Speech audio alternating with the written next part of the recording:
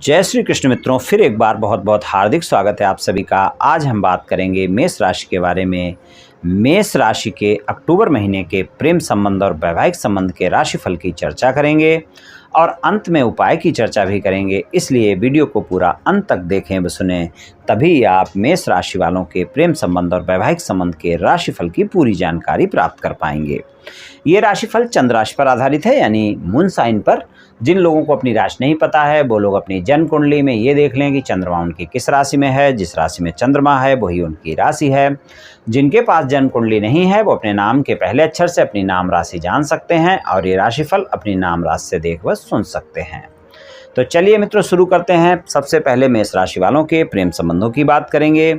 मेष राशि वालों के प्रेम संबंधों की बात करें तो पंचम भाव के स्वामी सूर्य हैं और जिनका गोचर 17 अक्टूबर से तुला राशि में होगा और इससे पहले वो कन्या राशि में रहेंगे, यानी कि छठे भाव में रहेंगे। आपकी राशि में राहु का गोचर पूरे महीने रहने वाला है और आपके जो राशि स्वामी हैं वो मंगल हैं, जो कि अष्टम भाव के स्वामी भी हैं। उनका गोचर दूसरे भाव में रहेगा 16 अक्टूबर तक वृषभ राशि में। उसके बाद उनका गोचर तीसरे भाव में हो जाएगा। तो यहाँ पर अगर हम देखें तो प्रेम संबंधों में आपको गलतफहमियों से बचना होगा, क्रोध से बचकर रहना होगा, व्यर्थ के बाद विवाद से बचकर रहना होगा। मेष राशि वालों को प्रेम संबंधों में अक्टूबर के महीने में इस बात का विशेष ध्यान रखकर चलना है कि आप क्रोध ज़्यादा कर सकते हैं अपने साथी के साथ, क्योंकि 16 अक्टूबर तक तो बाणी के भाव में ही गोचर है आपके राशि स्वामी का और आपके राशि स्वामी मंगल हैं। तो छोटी छोटी बातों को लेकर आप क्रोध दिखा सकते हैं और इस कारण आपके संबंधों में वाद विवाद देखने को मिल सकता है। जिन बातों का कोई मतलब नहीं है उन बातों को लेकर, उन गलतफहमियों को लेकर आपका वाद विवाद संभव है। इस बात का ध्यान रखकर आप चलें। खासकर 16 अक्टूबर तक ज़्यादा ध्यान रखने की जरूरत है। बाकी पूरे महीने आपको गलतफहमियों से बचकर रहना होगा। सप्तम भाव में केतु का गोचर पूरे महीने रहेगा और प्रथम भाव में आपके राहु का गोचर पूरे महीने रहेगा, इस बात का ध्यान रखें। और 12वें भाव में पूरे महीने बृहस्पति का गोचर रहने वाला है, जो कि आपके भाग्य भाव के स्वामी भी हैं। तो इन बातों का ध्यान रखकर आप चलेंगे तो ज़्यादा बेहतर रहेगा, यानी कि आप अपने प्रेमी प्रेमिका के साथ छोटी छोटी बातों को बड़ा करने से बचें, व्यर्थ के वाद विवाद से बचें, गलतफहमियां बिल्कुल ना करें, अपने साथी पर भरोसा करें, तभी आपको प्रेम संबंधों में अक्टूबर के महीने में अच्छे परिणाम मिलेंगे। जो लोग सिंगल हैं, साथी की तलाश में हैं, किसी से मित्रता का हाथ बढ़ाना चाहते हैं, प्रस्ताव देना चाहते हैं, मुलाकात करना चाहते हैं, डेट पर जाना चाहते हैं, यानी कि मित्रवत संबंधों को प्रेम संबंधों में बदलना चाहते हैं, या किसी से बातचीत चल रही है उसको प्रस्ताव देना चाहते हैं, तो आपके लिए 16 अक्टूबर से ज़्यादा बेहतर समय रहेगा और 16 अक्टूबर तक आपको ज़्यादा बेहतर परिणाम नहीं मिलेंगे। लेकिन आप एक बात का ध्यान रखकर अवश्य ही चलें कि यहाँ पर राहु का गोचर आपके प्रथम भाव में है, इसलिए आप बहुत जल्दी गलतफहमियां कर लेंगे और उन गलतफहमियों के चलते आवश्यक नहीं है कि आप सफल हो पाएँ। इसलिए आप ध्यान रखकर चलें कि अगर आप किसी को प्रस्ताव देते हैं और किसी को साथी बनाना चाहते हैं तो आपको भरोसा तो रखना होगा, सफलता आपको तभी मिल पाएगी। आप किसी को भी अपनी साथी बनाने से पहले उसके बारे में जांचना और जानना तो बहुत ज़रूरी है, लेकिन आप व्यर्थ की गलतफहमियां और व्यर्थ के वाद विवाद से बचें तो आपके लिए अच्छा रहेगा। तो फिर आपकी साथी की तलाश पूरी हो सकती है अक्टूबर के महीने में। और अगर आपके प्रेमी प्रेमिका के साथ कोई भी वाद विवाद चल रहा है, कुछ दिनों से बातचीत नहीं हो पा रही है, तो आप ध्यान रखें, वहाँ पर आपके लिए 17 अक्टूबर से 31 अक्टूबर तक का जो समय है वो ज़्यादा बेहतर समय है। लेकिन ध्यान रहे कि आपके जो पंचमेश हैं वो सूर्य हैं और उनका गोचर तुला राशि में होगा, यानी कि सप्तम भाव में होगा। हालांकि गोचर में सूर्य छठे भाव में भी अच्छे परिणाम देते हैं, तो आप पूरे महीने प्रयास कर सकते हैं अपने साथी को मनाने का। जो भी आपके वाद विवाद चल रहे हैं, जो भी गलतफहमियां चल रही हैं, उनको दूर करने का आप प्रयास कर सकते हैं और आपको सफलता भी मिल सकती है। लेकिन 17 अक्टूबर से सूर्य जो है शुक्र के साथ साथ केतु से भी युति करेंगे, क्योंकि 18 अक्टूबर से जो शुक्र हैं वो भी तुला राशि में आ जाएंगे। तो यहाँ पर आपके साथी के साथ वाद विवाद समाप्त होने से पहले और बढ़ सकता है, प्रेम संबंधों में और भी रुकावट देखने को मिल सकती है। इसलिए ध्यान रखें कि 17 अक्टूबर से पहले ही ज़्यादा अच्छा समय है, तो 17 अक्टूबर से पहले प्रयास करें तो ज़्यादा अच्छा रहेगा। लेकिन आपको अहम की भावना नहीं रखनी है, क्रोध नहीं करना है, इन बातों को ध्यान रखकर चलना है। और 17 अक्टूबर से पहले अगर आप अपने वाद विवाद को समाप्त करने का प्रयास करेंगे तो वहाँ पर ज़्यादा सफलता मिलने के चांस आपके रहेंगे।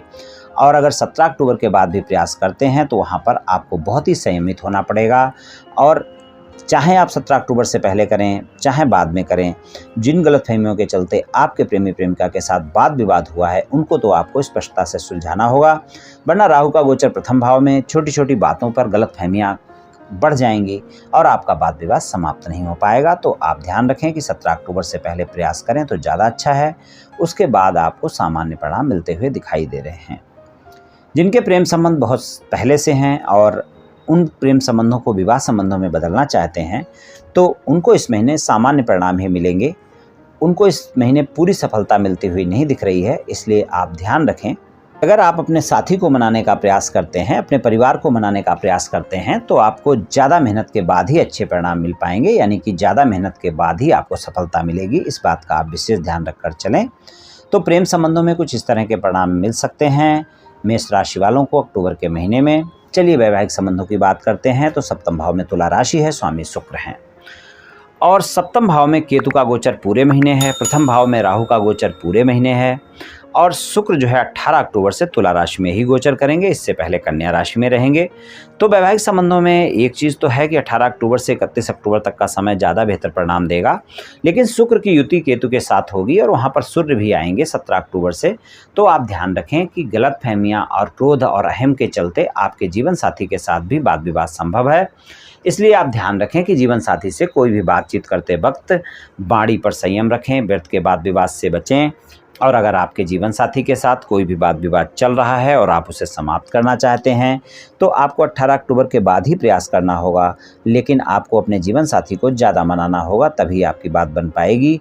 क्योंकि यहाँ पर जो गोचर कुछ इस तरह का है कि आप कोई अच्छी बात भी करेंगे, लेकिन आपका साथी छोटी छोटी बातों को लेकर बातें बड़ी कर देगा और आपके विवाद समाप्त नहीं हो पाएंगे।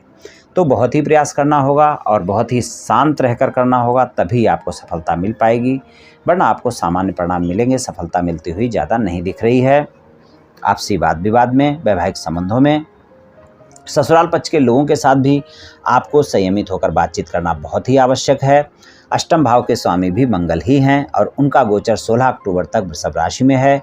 तो यहाँ पर 16 अक्टूबर तक आपको वाणी पर ज़्यादा संयम रखकर चलना होगा और अगर आप संयमित नहीं रहेंगे तो आपके ससुराल पक्ष के लोगों के साथ भी वाद विवाद हो सकता है। इस बात का ध्यान रखकर आप चलें। अगर आप अविवाहित हैं और कहीं आपकी बातचीत कोई चल रही है और कुछ बातों को लेकर आपकी बातचीत अटकी हुई है, तो वहाँ पर आप अक्टूबर के महीने में प्रयास कर सकते हैं। परिणाम वहाँ पर भी आपको सामान्य ही मिलेंगे, तो आपको ज़्यादा प्रयास करने के बाद ही आपकी बात पक्की हो सकती है। जो लोग अविवाहित हैं, अभी तक कोई रिश्ता नहीं आया है, तो अक्टूबर के महीने में कोई न कोई रिश्ता उनका आ सकता है, लेकिन रिश्ता पक्का होगा ऐसा बहुत मुश्किल है, क्योंकि गलतफहमियों के चलते, शंकाओं के चलते रिश्ता आपका पक्का नहीं होने वाला है। इसलिए ध्यान रखें कि अगर आपका कोई रिश्ता आता है तो आप गलतफहमियां, शंकाएं ज़्यादा ना करें। जांचना और जानना तो बहुत आवश्यक है, वो तो आप करें, लेकिन अगर ज़्यादा आपने कोई ऐसी बातें की जिनमें ज़्यादा गलतफहमी हुई या ज़्यादा शंका हुई, तो वहाँ पर आपकी बातचीत बनती हुई नहीं दिख रही है। तो वैवाहिक संबंधों में कुछ इस तरह के परिणाम देखने को मिल सकते हैं और अपने जीवन साथी के साथ इस महीने आप छोटी छोटी बातों को बड़ा करने से बचेंगे तो ज़्यादा अच्छा रहेगा, क्योंकि सप्तम भाव में केतु का गोचर है और वहाँ पर सूर्य और शुक्र की युति होगी, तो वाद विवाद हो सकता है। इस बात का ध्यान रखकर चलें। तो प्रेम संबंध और वैवाहिक संबंधों में मेष राशि वालों को अक्टूबर के महीने में कुछ इस तरह के परिणाम मिल सकते हैं। उपाय की बात कर लेते हैं। उपाय की बात करें तो आप मंगलवार वाले दिन हनुमान चालीसा का पाठ करें, हनुमान जी की पूजा उपासना करें और हनुमान मंदिर जाएं, बूंदी का प्रसाद चढ़ाएं, खुद भी ग्रहण करें, लोगों में बांटें और आप सूर्य भगवान को रोजाना तांबे के लोटे से जल अर्पित करें। ये उपाय आपके लिए बहुत अच्छा रहेगा।